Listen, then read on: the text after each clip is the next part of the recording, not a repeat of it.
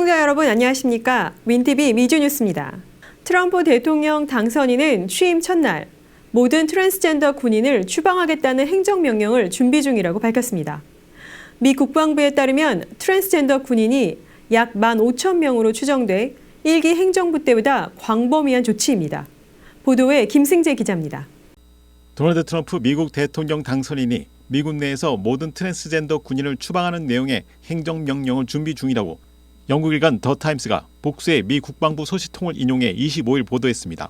이에 따르면 해당 행정명령은 트럼프 당선인이 대통령으로 취임하는 내년 1월 20일에 발표될 수 있습니다. 준비 중인 행정명령에 따르면 트럼프 당선인은 현재 미군에서 복무 중인 현역 트랜스젠더 군인들을 질병 등으로 인해 군 복무에 부적합하다고 판단해 의병 전역시킨다는 계획입니다. 트랜스젠더들이 새로 군에 입대하는 것도 금지합니다. 트럼프 당선인은 그간 현재 미군 내 일부 고위 장교들이 군대의 전투력보다는 다양성에 더 관심을 두고 있다면서 이들이 추진해온 이른바 군내 워크 문화를 맹비난해왔습니다. 트럼프 2기 행정부에서 국방부 장관 후보자로 지명된 피트 헤그세스 폭스뉴스 진행자 역시 군이 트랜스젠더 장병을 돕는 것을 트랜스 광기의 예시라고 비난하면서 군대 내 약하고 여성적인 리더십을 척결해야 한다고 주장하는 등 트럼프 당선인의 입장에 전적으로 동의하고 있습니다.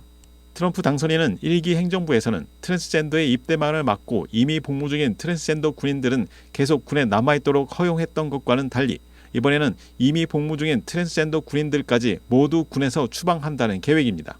이에 따라 트럼프 2기 행정부가 들어서면 트랜스젠더 군인들은 수십 년간 복무한 이들이라도 직책을 이룰 수 있다고 국방부 소식통들은 전했습니다. 그러면서 현재 약 15,000여 명으로 추정되는 현역 트랜스젠더 군인들이 강제로 군에서 떠나게 된다면 이미 모병에 어려움을 겪고 있는 미군의 병력 부족 문제가 심화할 수 있다고 우려했습니다. 사안에 정통한 한 소식통은 군대가 이미 충분한 병사를 모집할 수 없는 시기에 이 사람들을 강제로 군에서 쫓겨나게 될 것이라면서 현재 미군 부대 중에서 해병대만이 모병 목표를 달성하고 있으며 이번 정책의 영향을 받는 이들 중에는 매우 고위직에 있는 사람도 있다고 말했습니다. 윈TV 뉴스 김승재입니다.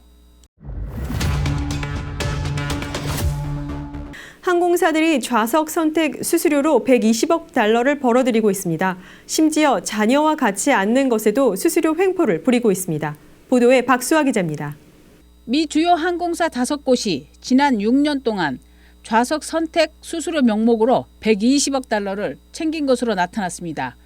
CNN은 지난 26일 상원 국토안보 및 정부업무위원회 산하 조사 상임 소위원회 보고서를 인용해 이같이 보도하며 좌석 선택 수수료가 점점 비싸지고 적용 범위도 넓어지고 있다고 전했습니다.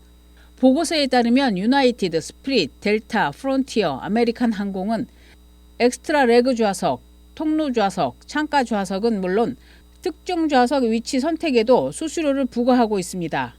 심지어 부모가 미성년 자녀와 함께 앉으려 해도 추가 요금을 내야 하는 경우가 있다고 지적했습니다. 작년 기준 엑스트라 레그룸 좌석에 부과된 수수료는 유나이티드가 최대 319달러, 스프릿 299달러, 델타 264달러, 프론티어 141달러, 아메리칸 항공이 140달러에 달했습니다. 보고서는 과거 항공권 가격에 포함되었던 좌석 선택 비용이 이제는 별도로 청구되고 있다며 이러한 구조가 항공사 수익을 늘렸다고 설명했습니다. 또한 일부 항공사가 기내 휴대 수화물 수수료를 받기 위해 직원들에게 인센티브를 지급하고 있다고 지적했습니다. 프론티어와 스프릿은 2021년과 2022년에만 총 2,600만 달러를 직원들에게 지급했으며 프론티어 직원은 승객이 수화물 수수료를 지불하면 건당 최대 10달러를 받을 수 있었습니다.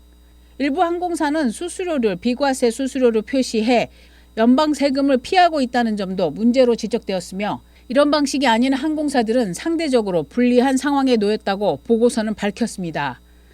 소위원회는 다음 달 4일 관련 공청회를 열어 수수료 문제에 대해 논의할 예정입니다.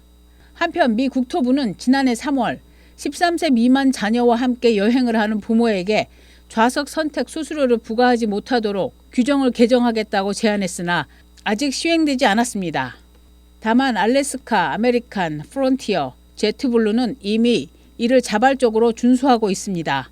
조 바이든 미 대통령은 지난해 2월 의회 시정연설에서 항공권, 공연 티켓 등 다양한 분야에서 정크피를 제한하고 업체들이 수수료를 포함한 총 가격을 투명하게 표시하도록 하겠다고 발표한 바 있습니다. 또 가족 단위 승객에게 좌석 선택 수수료를 부과하지 못하도록 하는 방안도 추진하겠다고 밝혔습니다. 윈티비 뉴스 박수아입니다. 유기견을 구조하던 한인 파일럿이 구조된 애완견을 수송 중 추락하는 사고로 사망했습니다. 그는 생전에 수백 마리의 유기견을 구조해 많은 이들의 안타까움을 사고 있습니다. 보도에 전성구 기자입니다. 유기견 구조와 수송에 헌신하던 40대 한인 파일럿이 구조된 애완견들을 수송 중 비행기 추락 사고로 세상을 떠나는 비극이 발생했습니다. 그의 갑작스러운 사망 소식에 지역 동물보호단체와 커뮤니티는 깊은 애도의 뜻을 표하며 고인의 헌신과 열정을 기리고 있습니다. 뉴욕주 그린 카운티 셰리프국에 따르면 지난 24일 오후 6시 10분경 김석 씨가 몰던 M20J 경비행기가 뉴욕주 올바니에서 약 35마일 떨어진 캐치길 산악지역 윈덤타운에서 추락했습니다. 버지니아에서 출발해 올바니로 향하던 그는 구조된 개 3마리를 뉴욕 쇼아리밸리 동물보호소로 이송 중이었습니다. 이번 사고로 김 씨와 함께 비행기에 탑승했던 개들 중 한 마리인 리사가 사망했으나 생후 4개월 된 레브라도 강아지 위스키는 다리가 부러진 채로 1살 반 된 요크셔 테리어 플루토는 경상을 입은 상태로 구조되었습니다. 두 생존견은 병원으로 옮겨져 회복 중입니다. 김 씨는 버지니아 스프링필드에 거주하며 4년 전 조종사 면허를 취득한 후 동물구조 활동에 헌신해왔습니다. 그는 동물 보호와 입양을 위한 조종사 자원봉사 비영리 단체 파일럿 앤 파우스의 일원으로 수백 건의 구조 활동을 수행하며 동물들의 생명을 지켜왔습니다. 특히 올해 초에는 텍사스주에서 구조된 개 코니를 메릴랜드 동물보호소로 이송하며 주목을 받았습니다. 그의 가족에 따르면 김 씨는 한국 출신 이민자로 아내와 세 자녀를 두고 있었습니다. 그의 아내는 남편은 자신이 사랑하는 일을 하며 천사의 날개를 얻었다며 깊은 슬픔을 드러냈고 딸은 아버지는 비행과 동물 구조에 생애를 바쳤다고 말했습니다. 윈티비 미주 뉴스 전성구입니다. 현대차가 차량 22만 6천 대의 후방 카메라 결함으로 무료로 교체하는 작업에 나섰습니다. 김승재 기자가 보도합니다. 현대차가 미국에서 자사 차량 22만 6천 대를 리콜하게 됐다고 27일 로이터 통신이 보도했습니다. 이에 따르면 미 도로교통안전국 NHTSA는 후방 카메라 이미지가 제대로 표시되지 않을 수 있다는 우려와 관련해 이 같은 조처를 내렸습니다. 리콜 대상 차량은 2021년에서 2022년 사이의 산타페 SUV와 엘란트라 세단 계열 모델들입니다. NHTSA는 이번 리콜이 판매업자들을 통해 후방 카메라를 무료로 교체하는 방식으로 진행될 것이라고 밝혔다고 알려졌습니다. 윈티비 뉴스 김승재입니다. 캘리포니아 주에서는 전기차 보조금을 트럼프 대통령 당선인이 없애도 보조금을 이어가겠다는 입장입니다. 보도에 전성구 기자입니다. 게빈 뉴섬 캘리포니아 주지사가 도널드 트럼프 당선인의 취임 후 전기차 세액 공제가 폐지되더라도 캘리포니아 주 차원에서 보조금을 이어가겠다고 밝혔습니다. 트럼프 2기 행정부에서 바이든 대통령의 인플레이션 감축법을 폐기할 가능성이 거론되는 가운데 뉴섬은 선제적으로 대응에 나선 셈입니다. 뉴섬은 민주당 차기 대권 주자로 주목받고 있는 인물로 이번 발표는 그의 정치적 입지를 강화하려는 전략으로 해석됩니다. 뉴섬은 성명을 통해 우리는 친환경 교통의 미래를 포기하지 않을 것이라며 오염을 유발하지 않는 차량의 운전을 더 저렴하게 만들겠다고 강조했습니다. 캘리포니아는 과거에도 무공해 자동차 구매자에게 최대 $7,500를 환급하는 정책을 시행한 바 있습니다. 뉴섬은 필요하다면 이 제도를 다시 도입하겠다고 밝혔습니다. 바이든 정부는 2022년 통과된 IRA를 통해 미국 내에서 생산된 전기차에 최대 $7,500의 보조금을 지급하고 있습니다. 하지만 트럼프 인수팀은 이 세액 공제를 폐지할 계획이란 보도가 나오며 전기차 산업이 트럼프의 주요 정책 대상이 될 것으로 보입니다. 뉴섬의 이번 발표는 이러한 움직임에 대한 선제적 조치로 평가됩니다. 다만 캘리포니아의 전기차 보조금에서 테슬라는 제외될 가능성이 큽니다.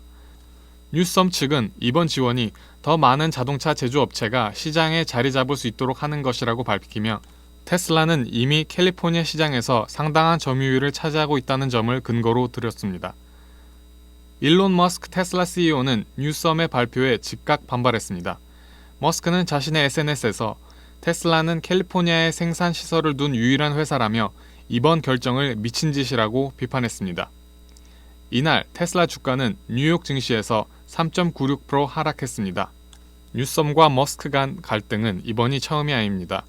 머스크는 과거 캘리포니아의 규제와 높은 물가를 이유로 테슬라와 스페이스X 본사를 텍사스로 이전한 바 있습니다. 뉴썸의 이번 발표는 트럼프 당선인을 겨냥하는 동시에 머스크를 견제하려는 의도도 포함된 것으로 보입니다. 블룸버그 통신은 민주당의 뉴썸과 공화당의 실세 머스크가 맞붙었다며 이 갈등이 뉴썸의 진보 진영 내 입지를 더욱 강화할 수 있다고 분석했습니다. 윈티비 미주 뉴스 전성구입니다. 다음은 간추린 시카고 로컬 뉴스입니다. 미국에서 매년 100만 대 이상의 차량이 도난당하는 가운데 도난 차량이 가짜 빈과 위조된 신분으로 소비자들에게 판매되는 사례가 늘고 있습니다. 일리노이주 차량 도난 수사대는 이러한 차량들을 추적하며 소비자들에게 구매 전 빈 확인을 강조하고 있습니다. 조사에 따르면 조슬린 버스터라는 27세 여성이 도난 신분으로 차량을 구매한 후 이를 소셜미디어를 통해 현금으로 판매한 것으로 밝혀졌습니다. 구매자들은 차량과 돈을 모두 잃게 되는 피해를 입고 있습니다. 전문가들은 빈이 변경된 차량이 대개 페이스북 마켓플레이스와 같은 온라인 플랫폼에서 거래된다고 설명했습니다. 조사팀은 차량의 대시보드 빈과 운전석 문 안쪽의 연방 스티커를 확인하며 긁힌 자국이나 리벳의 이상 징후를 살펴볼 것을 조언합니다. 최근에는 캐나다와 같은 해외 차량 빈이 복제되어 사용되는 사례도 증가하고 있습니다.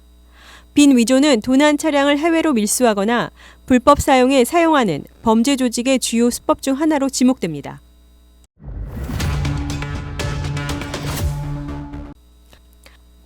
JB 프리츠커 일리노이 주지사가 시타델 투자회사 설립자인 켄 그리핀 CEO에게 시카고 니어노스 사이드에 있는 38층짜리 고급 빌딩 최상층 2개 층을 매입하기 위해 총 1,900만 달러를 지불한 것으로 알려졌습니다. 해당 건물은 고가 부동산으로 유명한 9W 월튼이라는 이름의 빌딩입니다. 프리츠커 주지사의 총 매입 금액은 올해 시카고 내 주택에 대해 지불한 가격 중 가장 높은 금액이며 역대 네 번째로 높은 금액이라고 시카고 트리뷴은 전했습니다. 프리츠커와 그리핀은 정치적으로는 적대 관계에 있었습니다. 프리츠커가 민주당 소속으로 주지사직에 처음 출마한 지난 2018년, 그리핀은 현직이자 공화당 소속이었던 브루스 라우너 일리노이 주지사에게 2천만 달러 이상을 지원했습니다. 포브스에 따르면 하얏트 호텔 재산 상속인인 JB 프리츠커 주지사의 순자산은 37억 달러입니다. 켄 그리핀 CEO의 순자산은 400억 달러가 넘습니다.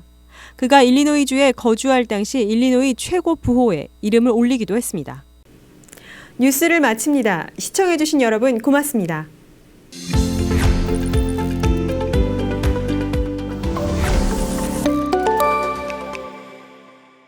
시카고 한인동포 일간지 한국일보는 전자신문으로도 배포됩니다.